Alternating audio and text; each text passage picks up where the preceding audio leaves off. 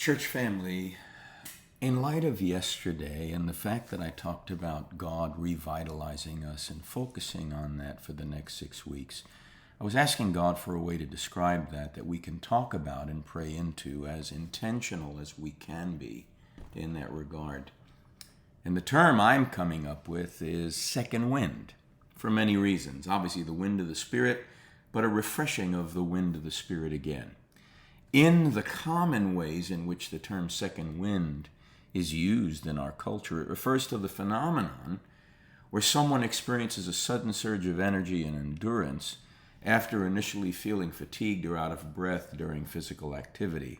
I know what that's like from when I used to run marathons. You hit a point, you hit a wall, and then all of a sudden you press through and you get a second wind.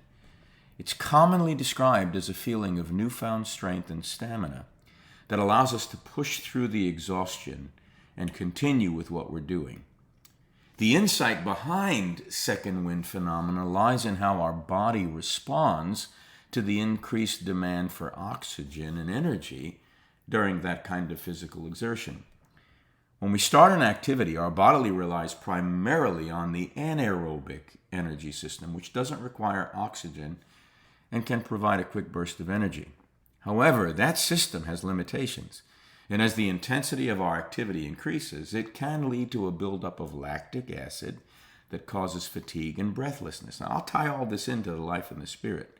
This is a metaphor now. So when we persist through this initial discomfort, our body eventually transitions to the aerobic energy system, which relies on oxygen to produce energy. The wind, the breath, the Spirit is what I want to talk about. At this point, the body's oxygen intake increases. What if I told you there's more of the Spirit available to us, leading to a feeling of renewed strength and endurance? This transition is what's commonly referred to in sports as the second wind. Now, what about the psychology of the second wind? It's related to mental perseverance and determination. When you or I experience exhaustion during physical activity, we might feel inclined to stop or slow down. However, if we can overcome that initial mental barrier and keep going, we tap into our body's ability to switch to the aerobic energy system, and we experience the revitalizing effects of the second wind.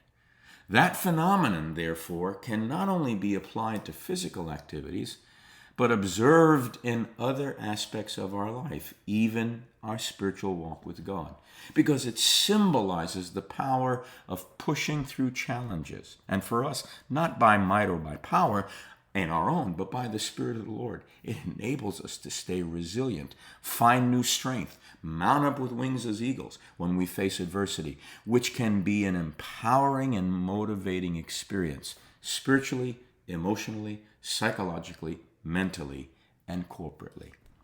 I am suggesting that the next 6 weeks we pray to the Spirit for His second wind.